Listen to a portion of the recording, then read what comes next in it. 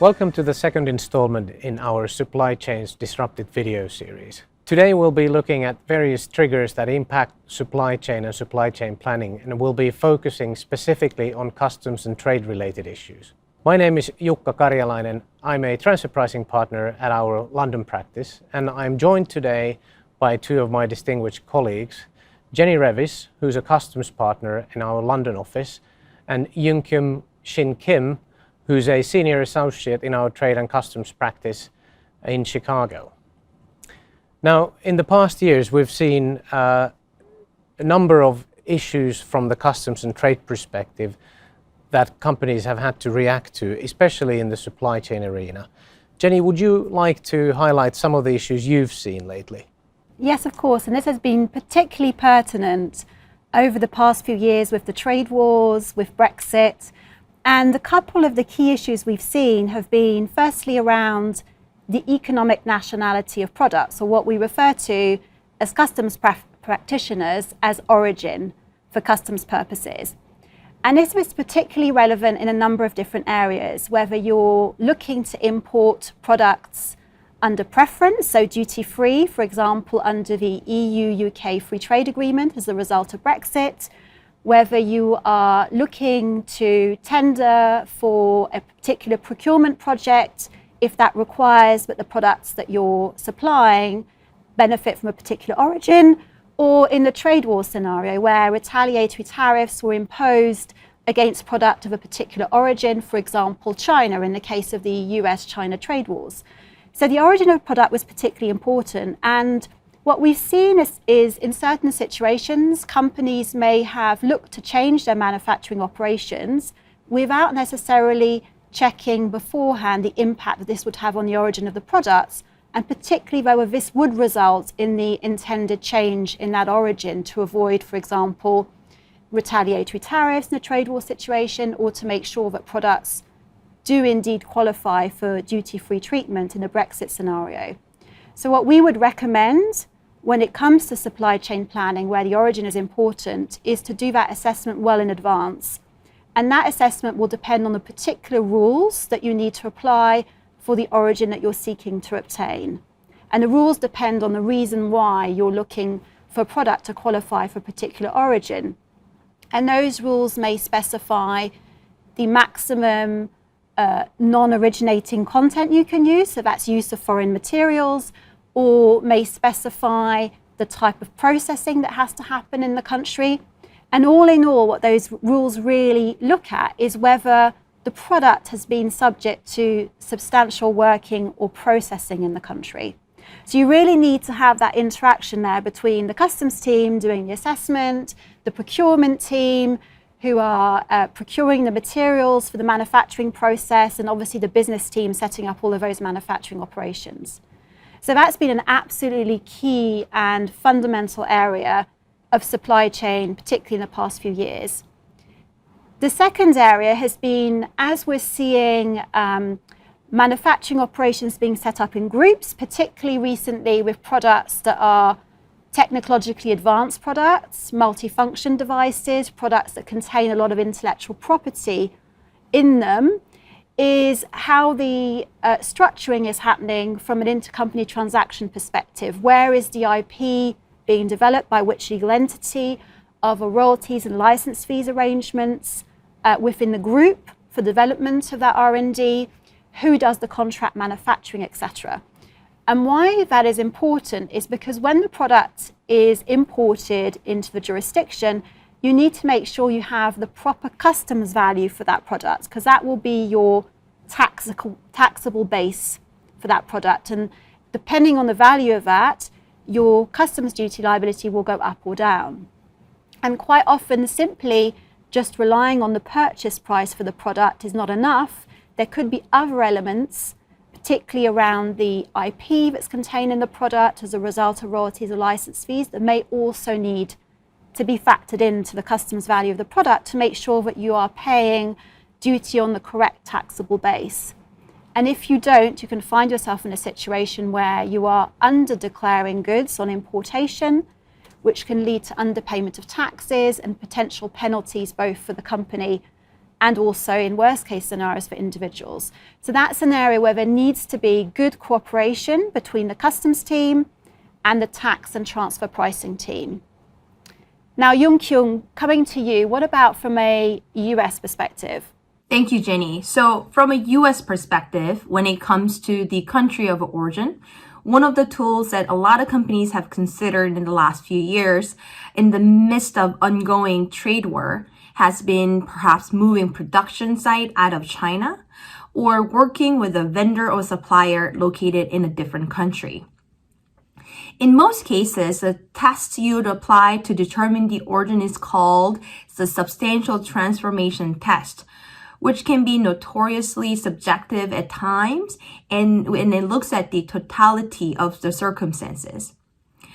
What a lot of companies didn't recognize or missed at times was that moving production or working with a vendor or supplier located outside of China alone may not be enough to escape the origin, to escape the China as the origin of the products, as there are specific requirements that you have to meet under the substantial transformation test from a U.S. customs law perspective. So it's really important to look at potential changes that in your supply chain from a U.S. customs perspective to make sure the desired duty mitigation can be achieved, especially in the trade war context. On issues related to customs valuations, I also couldn't agree with Jenny more, especially on the royalty point. The U.S. has fairly complex and technical rules around which royalty payments are dutiable and thus should be included in the value that you declare to U.S. Customs. This issue gets tricky really fast when there's a need to retroactively take that amount and apply to past imports that you have made, perhaps because the company failed to recognize that certain royalty agreements or royalty payments when they were initially made were dutiable. This often happens because the team that handles royalty agreements is often not the team that touches on customs valuation on a daily basis. As there are more and more frequent and fast changes to supply chain, it is thus incredibly important to make sure customs valuation practices are updated accordingly and are consistent with the relevant regulations. Thank you, Yoon-kyung. You both raise an interesting point when you talk about valuations, which obviously are important from transfer pricing perspective as well. And often transfer pricing structures are set up in a manner where different players in the supply chain get, if you like, a reasonably fixed return. Say contract manufacturers get a cost plus return for their contract manufacturing activity. Distributors often operate on a fixed margin. Now, what I hear from what you are saying is that we may have some customs related issues that actually change the value at which the product moves within the supply chain. And often from a transfer pricing perspective, that may create problems because we need to find the money to fund the increased custom cost, often without causing a situation where one of the operators in the supply chain no longer makes an arm's length profit. And that again, Jenny, to your point, makes it doubly important that customs, transfer pricing and tax talk together whenever we have these sort of disruption issues. And moving on from that, Yoon-kyung, you were also raising another trigger point in the supply chain that relates to forced labor issues. My understanding is that in the US, these are currently a very hot topic. Could you potentially elaborate on those a little bit more? Thanks, Yuka. We're happy to do so. So the United States has had a ban on the import of goods made with forced labor, wholly or in part, for a number of years. But there was a statutory change that made it easy for U.S. Customs to enforce on this import ban. Plus, there were a lot of geopolitical landscape shifting and general consumer perception changing also around the issue, which I believe is contributing to the increased amount of enforcement activities we see.